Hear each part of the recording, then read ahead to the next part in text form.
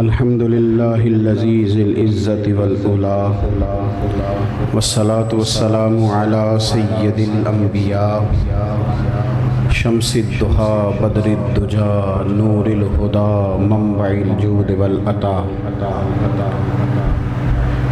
اما بعد اعوذ باللہ من الشیطان الرجیم بسم اللہ الرحمن الرحیم والآخرۃ خیر وابقی صدق اللہ العظیم وصدق رسولہ النبی الکریم ان اللہ وملائکتہ یصلون علی النبی یا ایہا الذین آمنوا صلوا علیہ وسلموا تسلیما الصلاۃ والسلام علیک یا سیدی یا رسول اللہ وعلی آلک واصحابک یا سیدی یا حبیب اللہ۔ سارے حضرات درود پاک پڑھیے۔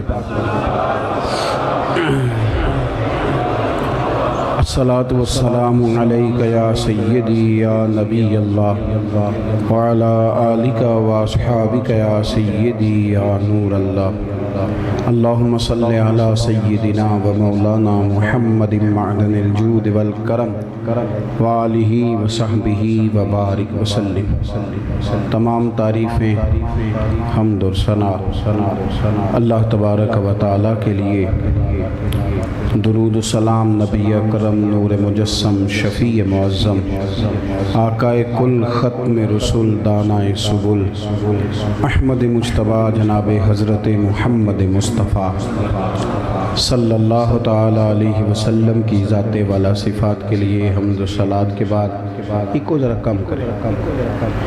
عزیز دوستو، بزرگ اور بھائیوں، جناب قاری محمد حنیف قادری صاحب اور قاری فقیر محمد قادری صاحب علیہم الرحمہ کے اصال ثواب کی یہ تقریب ہے۔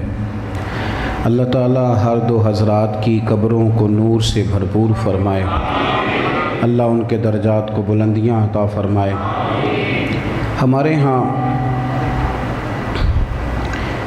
دین کے معاملے میں لوگ جب بات سنتے ہیں تو کئی دفعہ یک طرفہ بات کو قبول، تھوڑا سا کھولیں، یہ پھٹنے لگی آواز، پریشان نہیں ہو، مجھ سے ڈرے نہیں، میں کچھ بھی نہیں کہتا۔ ساؤنڈ والے مولویوں نعت خوانوں سے بڑا ڈرتے ہیں۔ بہرحال جو عرض کر رہا ہوں، ہمارے ہاں یک طرفہ مزاج بنا لیا جاتا ہے اور پھر یک طرفہ ہی لوگ اس کو لے کے چلتے ہیں۔ ٹھیک ہے، ٹھیک ہو، تو یک طرفہ مزاج نہیں بنائیں، دین کے پورے مزاج کو سمجھیں اور پھر اس کو اپنا عقیدہ بنا لیں۔ دیکھو، قبر گھبراہٹ کی جگہ ہے، وحشت کی جگہ ہے، ڈر کی جگہ ہے، خوف کی جگہ ہے، لیکن اس آدمی کے لیے جو اللہ کو ناراض کرے، اس آدمی کے لیے جو نبی کریم علیہ السلام کی نافرمانی کرے، ہر آدمی کے لیے قبر خوف کی جگہ نہیں ہے۔ اور آپ دیکھیں کہ جس بچے نے تیاری نہ کی ہو امتحان کی تو وہ ظاہر ہے کہ کمرہ امتحان میں بیٹھے گا تو گھبرائے گا ہی نا، لیکن جو تیاری کر کے جائے، جو رات کو جاگ کے جائے، جس نے کئی دنوں سے موبائل بند کر دیا ہوا ہے اور تیاری کر رہا ہے، تو وہ تو نہیں گھبراتا، بلکہ وہ تو بار بار اٹھتا ہے اور اٹھ کر کے ایک اور شیٹ لے کے آتا ہے، ساتھ لگاتا ہے، وہ تھوڑی گھبرائے گا۔ تو قبر خوف کی جگہ ہے۔ آپ لوگ بیٹھ جائیں جی جہاں جگہ ملتی، اللہ جزائے خیر، انتظام بھی مکمل ہے جی، اب سب ٹھیک ہے ماشاء اللہ تعالیٰ۔ جو بغیر نعروں کے خطیب ہوں ان کی تقریر بیٹھ کے سننی چاہیے، تو آپ مہربانی کریں، اب سب ٹھیک ہے، تشریف رکھیں، اور ایسا نہ ہو کہ آپ کو سیدھا سودھا کرتے ہی جلسہ ختم ہو جائے، کیونکہ ہم تھوڑی سی تقریر کرنے والے لوگ ہیں۔ میرے بھائی، ہر بندے کے لیے قبر خوف کا، وحشت کا، ڈر کا مقام نہیں ہے، اس کو سمجھ لیں اچھے طریقے سے۔ میں نے کہہ دیا کہ ہے خوف کا مقام، لیکن اس شخص کے لیے جس شخص نے اللہ کو ناراض کیا، جس نے دین کی مخالفت کی، جو سر عام دروازوں اور چوکوں میں کھڑے ہو کے کہنے لگا جی وہ دور اور تھا جی، یہ دور اور ہے، جس نے سر عام اعلانیہ کہا، اعلانیہ جس نے کہا کہ میرے پاس نہیں ٹائم نماز پڑھنے کا، ٹائم ہی نہیں ملتا جی، یہ بہت بڑی جرت ہے۔ مجھ سے کہے میرا کوئی مرید یا شاگرد کہ آپ کے پاس آنے کا ٹائم نہیں، تو میں کہتا ہوں تو موج کر۔ ہم ڈائریکٹ اللہ کو ہی کہہ دیتے ہیں نماز کا ٹائم نہیں، یعنی ڈائریکٹ ہی کہہ دیا، سوچے ہی نہیں کتنا بڑا سخت جملہ بول دیا۔ میرے عزیز، یہ ان لوگوں کے لیے قبر خوف کی جگہ ہے، ان لوگوں کے لیے قبر اذیت کی جگہ ہے، ان لوگوں کے لیے قبر ایک بڑا خوفناک منظر ہے۔ لیکن جس بندے نے اپنی چڑھتی جوانی مدینے والے رسول کے نام کر دی، جس کو اس کی اماں نے بھی کہا کہ ابھی تیری داڑھی کی عمر نہیں، تو اس نے کہا عمر میں نے عمر دیکھنی ہے یا محمد عربی کی رضا دیکھنی ہے؟ جس کو سب نے کہا کہ تم کس دور میں کون سا سودا بیچنا نکلا ہے، یہ تو وہ دور ہی نہیں، تو اس نے کہا تمہارا خیال ہے کہ دور اور ہوتے ہیں، وہ دور بھی میرے نبی کا تھا، یہ بھی میرے نبی کا ہے، قیامت تک سارے زمانے مدینے والے رسول۔ اس بندے کے لیے قبر جو ہے وہ گھڑا نہیں ہے، کھڈا نہیں ہے اس بندے کے لیے جو اللہ رسول کی رضا پہ چلے، کھڈا نہیں، بلکہ نبی پاک علیہ السلام نے فرمایا قبر المومن روضۃ من ریاض الجنہ۔ فرمایا یہ جو مومن کی قبر ہوتی ہے نا، قبر یہ اوپر سے مٹی لگتی ہے، اوپر سے پھٹے ڈالیں، سلیٹیں ڈالی ہیں، اوپر سے مٹی ہے، لیکن حضور فرماتے ہیں کہ مومن کی قبر اندر کوئی گڑھا نہیں ہے، اندر تو باغ ہے، اندر ایک باغ لگا ہوا ہے، اندر کھجوریں ہیں، اندر درخت ہیں، اندر کنوں ہیں، اس کے اندر نہریں بہہ رہی ہیں، اس کے اندر اللہ تعالیٰ نے شراب طہور کی دودھ کی نہریں چلائی ہیں، اندر باغ ہے۔ کون ہے جی آپ میں سے جس کو کہا جائے کہ اپنا کمرہ چھوڑ کے باغ میں جاؤ اور بندہ پریشان ہو جائے کہ میں نے باغ میں نہیں جانا؟ بھئی آپ کا جو کمرہ ہے، ہر ڈاکٹر کہہ رہا ہے، ہر طبیب کہہ رہا ہے کہ آپ جائیں اور جا کر کے کسی کھلی جگہ پہ رہیں، درختوں کے بیچ رہیں، آکسیجن کے بیچ رہیں۔ تو رسول کائنات علیہ السلام نے مومن سے کہا کہ تیری قبر جو ہے نا وہ قبر نہیں ہے، اس کو کھڈا نہ سمجھ، وہ جنت کے باغوں میں سے ایک، اور جنت کے بارے میں ایک حدیث سن لیں، بخاری مسلم میں ہے، نبی پاک علیہ السلام نے فرمایا جنت میں اللہ نے، ایک تو ہے نا مثال دے کے حضور سمجھاتے، مثال دیتے، آج لوگ مثال دیتے ہیں کہ فلانے کا گھر اس طرح جس طرح محل ہوتا ہے، فلانے کا گھر اس طرح جس طرح قلعہ ہوتا ہے، فلانے کا گھر اس طرح جس طرح بہت بڑے نقش و نگار کی کوئی مرقع عمارت ہوتی ہے، لیکن حضور نے مثال ہی کوئی نہیں دی۔ فرمایا اللہ نے جنت میں تمہارے لیے وہ نعمتیں تیار کی ہیں نہ کسی کان نے سنی، نہ کسی آنکھ نے دیکھی، اور حضور فرماتے ہیں تم نے کبھی سوچا بھی نہیں ہوگا، بڑے بڑے دانشور، ادیب، شاعر، عالم، فاضل کبھی سوچا بھی نہیں ہوگا اللہ جنت میں تمہیں وہ نعمتیں عطا فرمائے گا۔ تو قبر میں جانے سے خوف تو اس بندے کو جس نے کچھ کیا نہیں، ورنہ، اور قرآن مجید کی جو آیت میں نے پڑھی نا 30ویں پارے میں، اللہ فرماتے ہیں وَالْآخِرَةُ خَيْرٌ وَأَبْقَىٰ، فرمایا آخرت تمہارے لیے بہتر بھی ہے اور ہمیشہ باقی رہنے والی بھی۔ جو بندہ فل سکھی ہے نا دنیا میں، مکمل سکھ حاصل ہے، اسے کچھ بھی سکھ نہیں، سکھ تو اللہ کہتا ہے میں دوں گا تمہیں جب تم جنت میں آؤ گے۔ آخرت تمہارے لیے ایک شاندار چیز ہے، شاندار چیز۔ جب تک انسان دنیا میں آتا ہے نا تو پھر دنیا میں آنے کے بعد وہ ابا کی ذمہ داری ہوتا ہے، اماں کی ذمہ داری ہوتا ہے، یہاں آنے کے بعد پھر وہ ڈیوٹی ہوتی ہے دادا کی، چاچا کی، لیکن جب تک ماں کے پیٹ میں ہوتا ہے نا تب تک اللہ کریم اسے بندوں کے ذمے نہیں لگاتا۔ دنیا میں بھی اللہ کے ذمے ہی ہے، لیکن پھر بھی اللہ کچھ مجازی طور پر بندوں کی ذمہ داریاں، ڈیوٹیاں لگاتا ہے۔ تو جب تک بندہ ہوتا ہے نا ماں کے پیٹ میں تو خالصتاً اللہ جل وعلا کی وہ نگرانی میں ہوتا ہے۔ جب ماں کے پیٹ سے نکلتا ہے نا، ماں کے پیٹ سے نکلے، وہ انسان کا بچہ نہ بھی ہو، گدھے کا بھی ہو، پھر بھی بڑا ہی پیارا لگتا ہے، کیونکہ وہ اللہ تبارک و تعالیٰ نے اسے اپنے کرم سے رکھا ہوا۔ بچہ پھول لگتا ہے، پیارا لگتا ہے، میٹھا لگتا ہے۔ نہ تو ماں کے پیٹ کو کوئی ڈاکٹر بتا سکتے ہیں کہ آکسیجن کا ذریعہ کیا تھا، کچھ باتیں کرتے ہیں پر وہ سطحی ہیں، جو سمجھ میں آنے والی نہیں ہیں۔ لیکن میرے عزیز، جو رب ماں کے پیٹ میں تجھے کھانا بھی دیتا رہا، پانی بھی دیتا رہا، حسن بھی دیتا رہا، وہ انشاءاللہ قبر میں بھی ساری چیزیں عطا فرمائے۔ تو قبر کا جو خوفناک منظر ہے نا ہمارے مزاجوں میں کہ پتہ نہیں وہاں کیا بنے گا، تو میں چھوڑ آیا ہوں تو پتہ نہیں کیا حالات ہوں گے، تو اندر پتہ نہیں کیا ماحول ہوگا. سنیں ایک حدیث، یہ ترمذی میں موجود ہے. حضرت انس بن مالک رضی اللہ تعالیٰ عنہ حدیث کے راوی ہیں. ساری حدیثوں میں 3 سوال ہی آئے ہیں.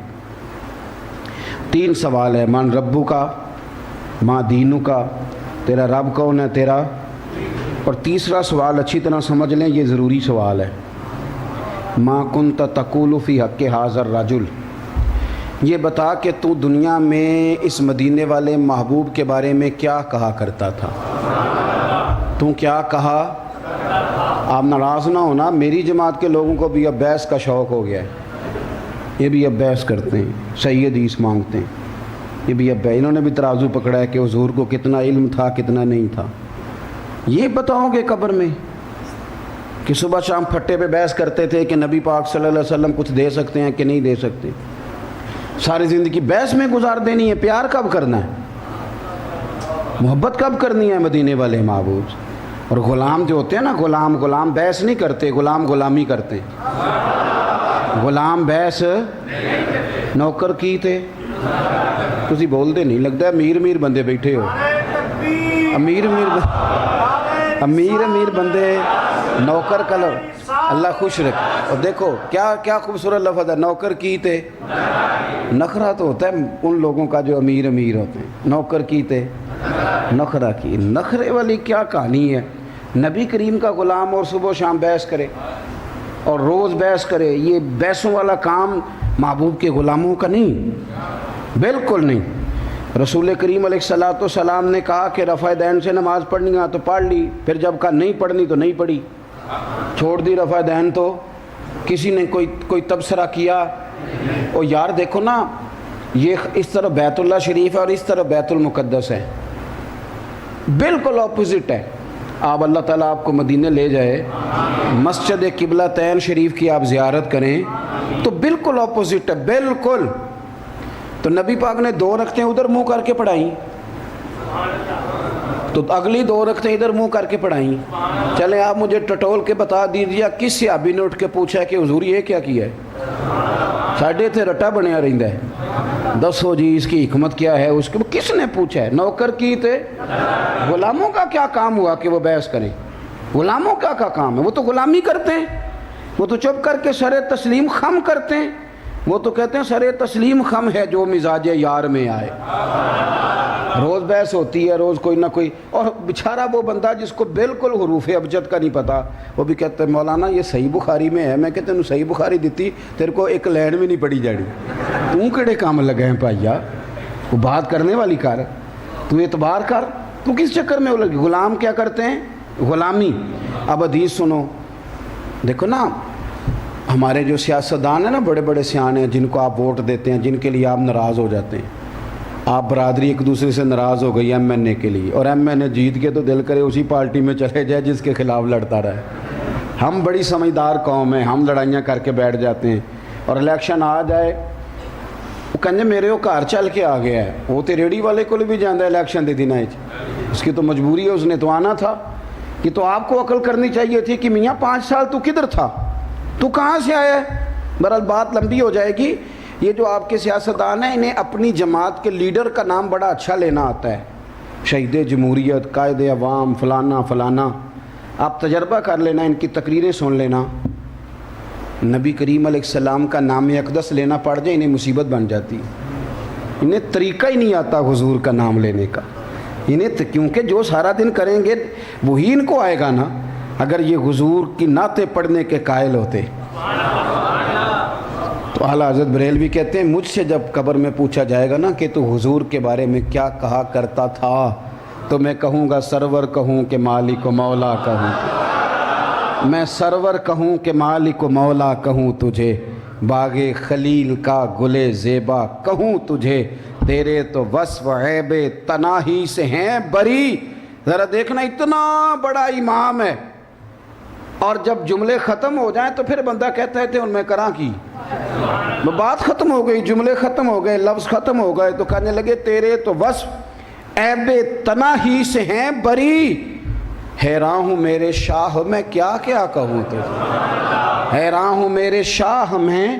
اور پھر خود کہتے ہیں لیکن رضا نے ختم سخن اس پہ کر دیا، خالق کا بندہ خلق کا آقا کہوں تجھے.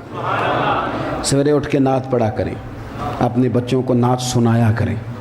کوئی ضروری نہیں ہے کہ فیس بک پہ روز نئی فوٹو چڑھے گی تو آپ کو اجر ملے گا. آپ موبائل سے نکال کے تو نعت شریف سنائیں، نعت. اب تو آپ یقین کریں میں تو بڑا رونا روتا ہوں یہ فوٹو والے معاملے پہ. یہ تو بڑی ضرورت کے لیے علماء نے جائز کہا تھا، بلکہ ہمارے بزرگ تو اس سے منع کرتے تھے، لیکن اب ہمارے لوگوں نے اسے سنت مؤکدہ ہی سمجھ لیا کہ یہ نہیں ہوگی تو شاید نماز نہیں مکمل ہوگی. کس چکر میں آپ پڑھ گئے؟ کوئی فرض ہے کوئی؟ چھوڑیں آپ. بہرحال حضور فرماتے ہیں سوال پوچھے جائیں گے. اور ترمذی شریف کی جو حدیث میں حضرت انس بن مالک کی روایت سے عرض کر رہا ہوں، حضور فرماتے ہیں 3 سوال نہیں ہوگے، بس ایک ہی ہوگا. حضور وہ کیا؟ تو نبی پاک فرماتے ہیں بس میرے بارے میں پوچھا جائے گا، سوال جواب ہی کوئی نہیں. ختم ہو گئی بات. یہاں سے بات شروع ہوئی اور یہیں پہ بات انہیں جانا انہیں مانا، نہ رکھا غیر سے کام، للہ الحمد میں دنیا سے. اور بلے شاہ بھی کہتے ہیں، بلے شاہ بھی کہتے ہیں میرے عشق دے وچ مشکوک نہ ہو، نئی نیت کدے خطا کیتی، تیری ہر ملاقات میں انج کیتی جویں موسیٰ نال خدا کیتی. ایک تینوں رب بھی نہیں نہ کہہ سکیا، باقی تے ساری رسم ادا کیتی. اور یہ سادی نے بھی کہا تھا بعد از خدا بزرگ توئی قصہ مختصر. یہ سمجھ لیں. تو ہمارے لوگ تو کہیں گے جو کرتے رہے وہی کہنا ہے نا میرے بھائی، وہ کہیں گے. لیکن مسئلہ یہ ہے کہ حضور کی نعتیں ہمیں آنی چاہیے، سرکار کی غلامی کے قصیدے ہمیں. تو حضور فرماتے ہیں کہ سوال پوچھیں گے میرے بارے میں، تو جب وہ بندہ جواب دے دے گا نا کہ میرے آقا ہیں، تو سنو یہ ترمذی کی حدیث ہے. حضور فرماتے ہیں اس کی قبر 70 گز چوڑی کر دی جائے گی، 70 گز لمبی کر دی جائے گی، نور سے بھر دی جائے گی، جنت کا باغ بنا دی جائے گی. اگلا جملہ میں نے اردو میں نہیں پنجابی میں بتانا ہے. اگلا جملہ پنجابی میں، حدیث کا جملہ ہے پر پنجابی میں. حضور فرماتے ہیں جب یہ ساری نعمتیں اسے ملیں گی نا، یہ سرکار فرما رہے ہیں پر میں پنجابی میں عرض کرنے لگا ہوں. حضور فرماتے ہیں جب اس کی قبر کھول دی جائے گی، جنت سے بھر دی جائے گی، کرم ہو جائے گا، تو پتہ کیا کہے گا؟ آکھے گا میں ذرا کار نہ داسا ہوں، میں ذرا کار نہ داسا ہوں. یہ اب اس کو اردو میں ٹرانسلیٹ کریں کہ میں ذرا گھر نہ بتا کے ہوں تے چسکا نہیں، ذرا اے ذرا چسکا، میں ذرا کار نہ داسا ہوں. وہ میں نا حدیث پاک بیان کر رہا تھا. نبی پاک صلی اللہ تعالیٰ علیہ وسلم نے حضرت ابو ہریرہ رضی اللہ تعالیٰ عنہ کو جب کہا نا مجھے حافظہ چاہیے، تو 2-3 چلو بھر کے چادر میں ڈالے تو فرمایا کہ اٹھا لے. تو میں نے کہا میں اردو کا جملہ کہاں سے تلاش کر کے، اردو والے تو اس کو گٹھڑی کہتے ہیں، تو گٹھڑی کا سواد کوئی نہیں. حضور نے وہ گٹھڑی باندھ دی، کا سینے سے لگا لو. وہ گٹھڑی چھوٹی سی ہوتی ہے، تو میرا خیال ہے کہ یہاں پنجابی بولی جائے کہ نبی پاک نے پانڈ بن کے حافظہ دیتا ہے. حضور نے جنہوں نہیں سمجھ آئی وہ کو معذرت، اس کو نہیں سمجھ آئی اسے معذرت. لیکن سرکار نے کی کیتا ہے؟ دسو پانڈ دا سواد ہے گٹھڑی دا؟ یہ پانڈ دا ہی سواد ہے. یہ پانڈ دا ہی سواد ہے. پنڈاں دے بھی ہن کئی منڈے انج دے نا جنہاں نوں پانڈ کوئی نہیں بننی آندی، ہن سارے کام کر لین، موبائل نوں چنگا چلا لیندے. بہرحال جو بات عرض کر رہا ہوں اس پر غور کریں. تو وہ کہے گا میں گھر نہ بتاؤں، تو حضور فرماتے ہیں فرشتے کہیں گے نہیں، تو گھر نہ بتا کے آ، تو نیند پوری کر. اور کس طرح کر یہ بھی سنیں. میں بھی نیند پوری کرتا ہوں، آپ بھی نیند پوری کرتے ہیں. مسئلے 2 ہی تھے جو زندگی بھر حل نہ ہوئے، نیند پوری نہ ہوئی، خواب مکمل نہ ہوئے. میں بھی نیند پوری کرتا ہوں، آپ بھی نیند پوری کرتے ہیں. میں نے اور تابی صاحب نے گاڑی میں بھی تھوڑی تھوڑی پوری کی. تو میاں نیند تو پوری کرتے ہیں نا لوگ، لیکن اس سے قبر میں بندہ مومن سے کہا جائے گا کہ تو سو جا. لیکن حضور فرماتے ہیں اسے کہا جائے گا اس طرح سو جا جس طرح پہلی رات کی دلہن سویا کرتی. کبھی اس سے دیکھو جا کے اس کو چاؤ کتنے ہوتے ہیں، اسے شوق کتنا ہوتا ہے، وہ اس وقت کن ارمانوں میں ہوتی. اس طرح سو جا جس طرح پہلی رات کی دلہن. تو آخرت کا خوف نہ پیدا کریں، آخرت کی تیاری کریں. وہاں تو موجیں. دیکھو نا، بندہ 10 سال کے بعد پردیس سے گھر واپس آئے تو اماں زندہ ہو نا، پردے بھی بدل دیتی ہے، صوفوں کے شاڑ بھی بدل دیتی ہے، برتن بھی بدل دیتی ہے، صفائیاں کرا دیتی ہے، اس کا بس نہیں چلتا مکان بھی نیا بنا دے۔ میرا پتر آ رہا ہے تو یاد رکھنا ماں اتنا استقبال نہیں کرتی جتنا قبر میں اللہ کی رحمتیں اپنے بندے کا استقبال کرتی ہے۔ تو قبر کو خوف کا منظر نہ بنائیں، اور ذرا صحابہ کی سوچ دیکھیں۔ بات چونکہ زیادہ نہیں کرنی، حضرت انس بن مالک رضی اللہ تعالیٰ عنہ فرماتے ہیں خاتون نبی کریم کی بارگاہ میں آئی، عرض کرنے لگے یا رسول اللہ صلی اللہ علیہ وسلم مجھے مرگی کا مرض ہے۔ توجہ ہے میری بات پر؟ حضور مجھے مرگی ہے۔ مرگی کا مرض جو ہوتا ہے وہ اعصابی ہوتا ہے، یعنی ذہن سے بندے کو کنٹرول کرتا ہے اور پورا وجود لپیٹ میں آ جاتا ہے۔ انسان نارمل زندگی، نارمل لائف نہیں گزار پاتا، وہ بڑے تک جب مرضی یہ دورہ پڑ جاتا ہے۔ اس نے کہا حضور مجھے مرگی کا مرض ہے، اور یا رسول اللہ صلی اللہ تعالیٰ علیہ وسلم میں بڑی تکلیف میں ہوں، کسی خوشی غمی میں نہیں جا سکتی، مہربانی کر دیں، میرے لیے دعا کریں اللہ مجھے شفا دے دے۔ خاتون اور پھر خواتین میں ذرا صبر بھی کم ہوتا ہے، قربان جائیں محبوب کے انداز تکلم پر۔ حضور فرمانے لگے تو ایک سودا نہیں کر لیتی؟ یا رسول اللہ صلی اللہ علیہ وسلم حکم فرمائیں۔ سرکار فرمانے لگے یہ بتا کہ تو نے شفا لینی ہے کہ جنت لینی ہے؟ ادھر دیکھیں جی میری طرف، شفا لینی ہے کہ جنت؟ حضور فرمانے لگے اگر تو کہے تو میں دعا کرتا ہوں اللہ تجھے شفا دے دے گا، اور اگر تو صبر کرے نا تو تیرے ساتھ وعدہ ہے رب حساب نہیں لے گا، بغیر حساب تجھے جنت عطا فرمائے گا۔ سچی بات کرنی ہے، سچی۔ ہمارے پیر صاحب، ہمارا کوئی بزرگ نیک آدمی اللہ کا ولی ہم سے کہے کہ شفا کے جنت، ہمارا جواب کیا ہے کہ حضرت صاحب تسی گوڈا ٹھیک کرو نا جنت واری ویکھی جائے گی، اے دی بڑی درد ہے یہ ٹھیک کرو کسی طریقے، یہی جواب ہے نا ہمارا۔ لیکن ان لوگوں کو نا اس طرح جنت کا یقین تھا کہ وہ حصول، ہمارے تو نعت خانوں نے مذاق بنا دیا جنت کا، واعظین نے مذاق بنا دیا ہے، کہتے ہیں تورے تو کیڑی جنت دیاں گلاں کرنے، میں کہو دیاں جدیاں اللہ نے کیتیاں، تو مذاق بنا دیا لوگوں نے۔ یہ کون سی طریقت ہے؟ مذاق اڑاتے ہیں اب دین کے احکامات کا۔ کچھ ملانگ کوئی صوفی منہ دھونے کا پتہ نہیں اور فقیر بن کے بیٹھ گئے، یہ کون سا مذہب ہے جس کے اندر اس طرح ملنگوں، اور لوگ بھی ماننے پہ آئیں تو جو 6 مہینے غسل نہ کرے اسے بھی پیر مان لیتے ہیں۔ آپ بات کو سمجھیں، دنیا میں ولایت اس کو ملے گی جو طریقہ مصطفیٰ پہ ہوگا۔ وہ لوگ ولی ہیں جو 5 وقت نماز پڑھاتے ہیں، اس لیے کہ حضور بھی 5 وقت نماز پڑھاتے تھے، حضور جمعہ کا خطبہ دیتے تھے، نبی پاک بیٹھ کے قرآن پاک پڑھاتے تھے، تو یہ پڑھانے والا بیچارہ تو ساری عمر مولوی رہتا ہے، کہتے ہیں انہوں فقیری دا کی پتہ ہوں، تو فقیری اور کس کو کہتے ہیں؟ یہی فقر ہے جو مدینے والے رسول نے کر کے دکھایا۔ ہوں تسی ٹھلے ٹھلے بول دے ہو، مینوں تواڈے قاری صاحب نے کوئی گل بھی نہیں دسی، میں کولوں پہ لگا دے، مطلب کو نہ میں دسے، میں جانتا بھی نہیں انہوں نے، لیکن میں کولوں مہربانی کریں تھوڑا سا اپنے علماء پر، بالخصوص آئمہ مسجد کی حالت بڑی پتلی کر دی ہم لوگوں نے۔ نبی پاک علیہ السلام نے فرمایا تھا قیامت کے قریب جا کے تم ایک دوسرے کو دھکے دو گے، کوئی تمہیں نماز پڑھانے والا نہیں ملے گا۔ اب نہیں ملتے آئمہ مساجد، کیوں؟ کہ ہم حشر بڑا برا کرتے ہیں۔ تو مہربانی، یہ قرب قیامت کی علامت ہے، مشکات میں حدیث موجود ہے۔ بہرحال بات دور چلی جائے گی۔ حضرت انس بن مالک رضی اللہ تعالیٰ عنہ فرمانے لگے کہ اس خاتون سے حضور نے فرمایا کہ تو نے جنت لینی ہے کہ شفا لینی ہے؟ تو اس نے 1 منٹ بھی نہیں لگایا، فوراً بول پڑی۔ سوچ دیکھیں، عورت ہے، عرض کرنے لگی یا رسول اللہ تھوڑی سی تو زندگی ہے، میں نا مرگی کے ساتھ ہی گزارا کر لوں گی، آپ وعدہ کرے میرا رب مجھے بغیر حساب کتاب جنت عطا کر دے۔ یہ سوچ پیدا کرو، یہ حسن ہے، یہ کمال ہے۔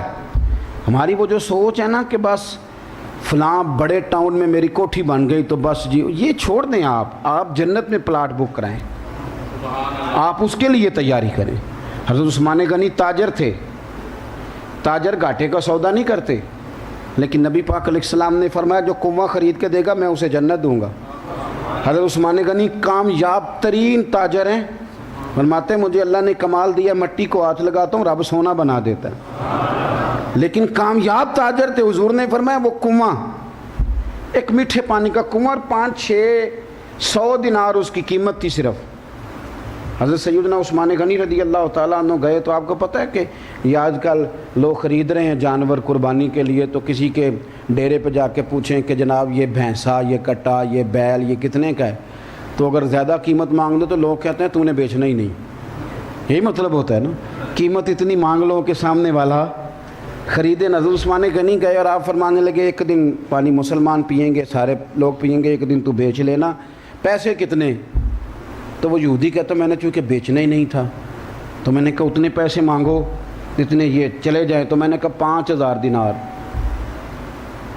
چیز 500 کی، 5000 دینار. چونکہ میں دینا ہی نہیں چاہ رہا تھا تو کوئی بیوقوف بھی بندہ نہیں تھا جو اتنا سامان مجھے دے گا مال. میں نے 5000 مانگا، قربان جاؤں. ان لوگوں کو یقین کامل تھا. یہ کہانیاں نہیں ہیں، یہ داستانیں نہیں، یہ وہ لوگ تھے جو مدینے والے رسول نے آسمان ہدایت کے ستارے بنا دیے. یہ حقیقتیں، ان حقیقتوں کو سمجھ لو. حضرت عثمان غنی رضی اللہ تعالیٰ نے جیب میں ہاتھ ڈالا، 5000 دینار رکھے، رکھ کے فرمانے لگے تو نے اپنی حیثیت کے مطابق مانگا ہے، ورنہ مجھے تو میرے نبی نے کہا تھا جنت ملے گی، میں 40,000 دینار لے کے آیا تھا. میں اپنی حیثیت کے مطابق تو نے مانگا ہے، میں پتہ ہی نہیں ہے کہ مجھے مل کیا رہا ہے اس کے مقابلے، مجھے اپنی اوقات کے مطابق مانگا ہے. تو کبھی منہ کھول کے مانگتا میں تو ہر چیز تجھے دینے کو تیار. تو جنت کا بھی تو کو پلاٹ بک کرا ہے نا. آپ یقین کریں ہمارا دادا بھی اسی دوڑ میں تھا کہ مکان بن جائے، بچے پال جائیں، پھر ابا بھی اسی دوڑ میں، اور ہم بھی اسی دوڑ میں ہی ہیں. تو یہ جو دنیا داری ہے نا میرے عزیز، یہ تو کھلا میدان ہے، اس کا تو کنارہ ہی کوئی نہیں. کتنی کو کرو گے، تھک جاؤ گے. اپنی زندگی میں کچھ گھنٹے نکال کے، خالصتاً نکال کے، اکیلے بیٹھ کے اپنے رب کو یاد کیا کرو، حضور کی بارگاہ میں درود و سلام پڑھا کرو، اور اپنے حال پہ رویا کرو. اللہ راضی ہوتا ہے جس کے آنسو نکلتے ہیں اس بندے سے. اتنا زیادہ اپنے اوپر طاری نہ کریں ان چیزوں کو. یہ دیکھیں نا، ایک چھوٹی سی بات ہے کہ چہرے پہ داڑھی رکھنی چاہیے. اب اس کے لیے کوئی لمبی چوڑی دلیلوں کی ضرورت اس لیے نہیں کہ کائنات کا جو سب سے حسین چہرہ تھا وہ داڑھی والا تھا. تو میں یہ کیسے کہہ لوں کہ بغیر داڑھی کے میں سونا لگوں گا؟ یہ ہو ہی نہیں سکتا. پھر مجھے آج تک یہ سمجھ نہیں آئی کہ مرد کو یہ سمجھ کیوں نہیں آتی کہ اللہ نے عورت کو داڑھی دی نہیں. اللہ نے مرد کو دی اس لیے کہ اللہ اس کے چہرے پر داڑھی دیکھنا پسند کرتا ہے. کچھ لوگ کہتے ہیں جی میں نیک نہیں اس لیے نہیں رکھتا. تو دنیا میں تو معصوم صرف نبی ہوتا ہے، صرف نبی. تو اس کا مطلب باقی رکھے ہی کوئی نہ. یہ کہنا کہ بالکل گناہوں سے پاک ہونا یہ تو معصوم ہونا ہے. کن چکروں میں پڑ گئے ہیں آپ لوگ؟ سنت کے مطابق چہرہ ہو، تھوڑا سا اپنے آپ کو سمیٹیں. اتنی ٹانگیں نہ دنیا میں پھیلائیں کہ دنیا سے جانے لگیں تو ہم سے اکٹھی نہ ہو سکیں. تھوڑا سمٹیں. جو لوگ پردوں میں چھپے ہوتے ہیں نا یہ بڑے اچھے ہوتے ہیں. مولا علی شیر خدا فرمایا کرتے تھے اسے خوشخبری ہو جسے زیادہ لوگ نہیں جانتے. چھپ کے رہنے کی کوشش کریں اور مسلح کو آباد کرنے کی کوشش کریں. اپنے آپ کو اس رنگ میں ڈھالیں جو رسول کریم نے ہمیں عطا فرمایا ہے. دنیا داری کا کوئی کنارہ نہیں، کوئی حد نہیں. اور اللہ کے محبوب علیہ الصلاۃ والسلام فرماتے ہیں کہ یہ بخاری ہے، فرمایا تیری زبان سے تو ایک جملہ کبھی خیر والا نکل جائے اور رب کو پسند آ جائے تو ایک جملے کی برکت سے رب تجھے جنت عطا کر دے گا. تو میرے عزیز مہربانی فرمائیں، اپنے حال پہ رحم کھائیں. یہ دور زیادہ باتیں کرنا کا ہے. آپ جس کو چھیڑیں گے وہ مفتی نکلے گا، جس سے بات کریں گے وہ لیکچرار اور پروفیسر ہی نکلے گا. عمل کس نے کرنا ہے؟ ہم تو سارے تقریریں کر رہے ہیں. چھوڑیں، اب کیلو کال سے باہر آئیں، مستی اور حال کا سفر کریں، اپنے آپ کو سمیٹیں. ایک بات آپ سے آخر میں یہ عرض کرنی ہے جو بڑی ضروری ہے، اس پر آپ نے توجہ دینی ہے. اگر آپ کسی کا بھلا نہیں نہ کر سکتے تو تکلیف دینی بند کر دیں. آپ یقین کریں کہ صرف اتنے جملے اگر بیٹا باپ سے کہہ دیتا ہے کہ ابا جی دور بدل گیا تو انہوں کی پتہ ہوگی، تو اس نے نا باپ کا کلیجہ چیر کے رکھ دیا. تھوڑا سا خیال کریں اپنے بزرگوں کا، اپنے بڑوں کا، اپنے محلے کا تھوڑا سا خیال کریں. یہ برادریزم کو تھوڑا سا نیچے لائیں. یہ تکلفات جو اتنے پیدا کر لی ہیں یہ تھوڑا سا، اور میں بس ہاتھ نہیں باندھ رہا آپ کے سامنے، باقی پوری عاجزی کر رہا ہوں. خدا را ایک دوسرے کی غیبت بالکل بند کر دی. ہم نے کوئی بندہ اچھا چھوڑا ہی نہیں. آپ آج کسی کے سامنے بیٹھ کے میرے خلاف باتیں کرنی شروع کر دیں، وہ مجھے ملا بھی نہ ہو، صرف وہ خلاف باتیں سن کے تو میں ملوں گا تو اس کا سلام دینے کو دل نہیں کرے گا، لیکن آپ کسی کے سامنے بیٹھ کے تعریف کریں بندہ بڑا اچھا ہے تو وہ دوڑے گا، پیر چومنے کو بھی دوڑے گا۔ ہم لوگوں نے نا نفرتوں کو فروغ دیا، ہم نے تلاش کی ہے کہ کوئی کمزوری کسی کی ملے۔ کسی بندے نے ساری زندگی خیر والی تقریریں کی تو وہ نہیں لوگ دیکھتے، تو کوئی جملہ غلطی سے کوئی ایسا نکل گیا تو اس کو پکڑ کے نا لوگ تو تباہی اتار دیتے ہیں۔ مہربانی کرو، رحم کھاؤ۔